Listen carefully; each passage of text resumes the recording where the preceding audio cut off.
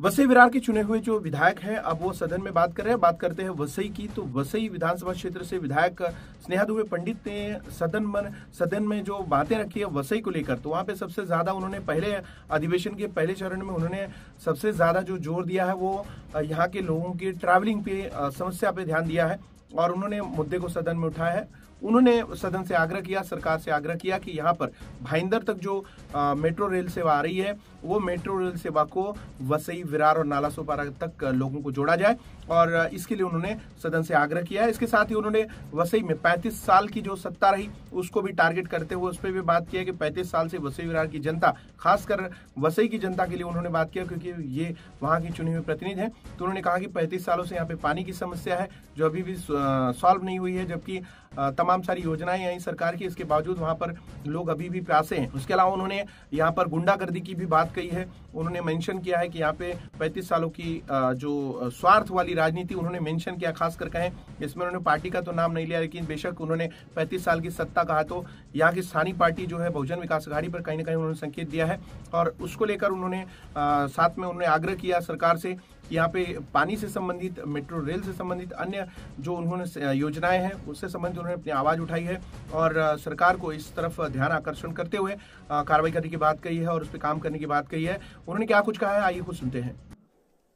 अध्यक्ष महोदय, माननीय राज्यपाल महोदयांनी त्यांच्या अभिभाषणामध्ये मुंबई पुणे मेट्रो प्रकल्पाचा उल्लेख केला। मेट्रोमुळे निश्चितच प्रवाशांचा प्रवास सुकर होणार आहे, वेळ वाचणार आहे आणि महाराष्ट्राच्या विकासाला चालना मिळणार आहे, गती मिळणार आहे।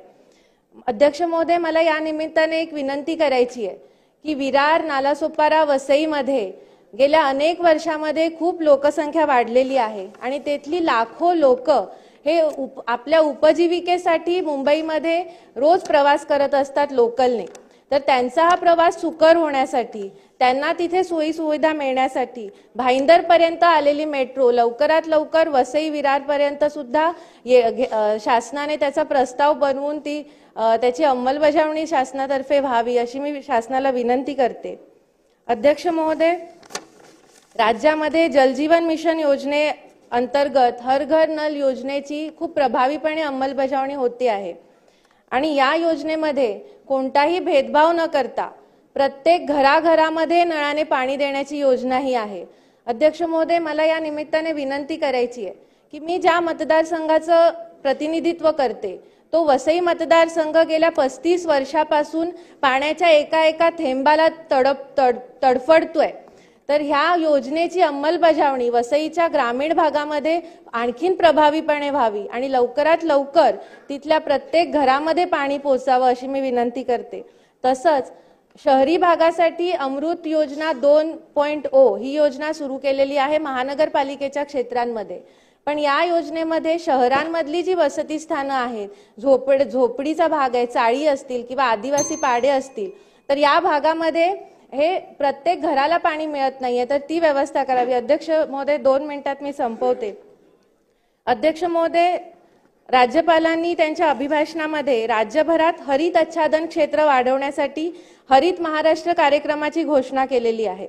मला या निमित्ताने सांगावं वाटतं की आमच्या वसईमध्ये खूप सुंदर हरितपट्टा आहे आणि हा हरितपट्टा वाचवण्यासाठी मी, माझे वडील, त्यावेळेचे तत्कालीन आमदार श्री विवेक पंडित आणि तिथले वसईकर जनता गेली अनेक वर्ष वेगवेगळ्या माध्यमातून आंदोलन करत होतो आणि या आंदोलन दडपण्यासाठी त्यावेळेचं जे काँग्रेस सरकार होतं त्यांनी अमानुष लाठीचार्ज केले, अनेक प्रकार केले होते, पण त्या सगळ्याला न जुमानता ही चळवळ सुरू राहिली आणि अजूनही वसईकर जनता हरितपट्टा वाचवण्यासाठी प्रयत्नशील आहे।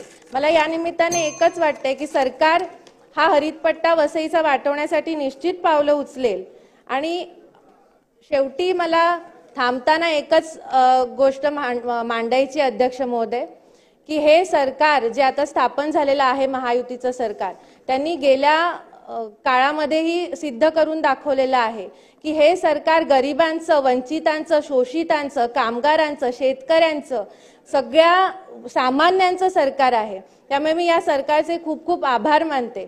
आणि मला या निमित्ताने एकच गोष्ट सांगायची की मी ज्या मतदारसंघाचं प्रतिनिधित्व करते त्या मतदारसंघाने गेल्या 35 वर्षामध्ये फक्त दहशतवाद, गुंडगिरी आणि स्वार्थी राजकारण पाहिलं होतं। तब्बल 40 वर्षानंतर वसईमध्ये ह्या दहशतवादी आणि गुंडगिरीच्या चिखलामध्ये कमळ फुललेलं आहे आणि हे केवळ देवेंद्रजी फडणवीस, सन्माननीय देवेंद्रजी फडणवीस आणि सन्माननीय एकनाथजी शिंदे साहेब यांच्या पाठबळामुळे लाभलेलं आहे। त्यामुळे मी या सर्वांचे आभार मानते। आणि या सभागृहामध्ये सगळे संघर्ष योद्धे बसलेले आहेत महायुतीचे, त्यांना सर्वांना 4 ओळी समर्पित करू इच्छिते आणि आपले सन्माननीय मुख्यमंत्री, सन्माननीय उपमुख्यमंत्री यांच्यासाठी 4 ओळी समर्पित करू इच्छिते। रुके न जो, झुके न जो, दबे न जो, मिटे न जो, रुके न जो, झुके न जो, दबे न जो, मिटे न जो, हम वो इनकलाब है, जुल्म का जवाब है, हर शहीद हर गरीब का हमी तो ख्वाब है, हर शहीद हर गरीब का हमी तो ख्वाब है। धन्यवाद अध्यक्ष महोदय, मला संधी दिल्याबद्दल।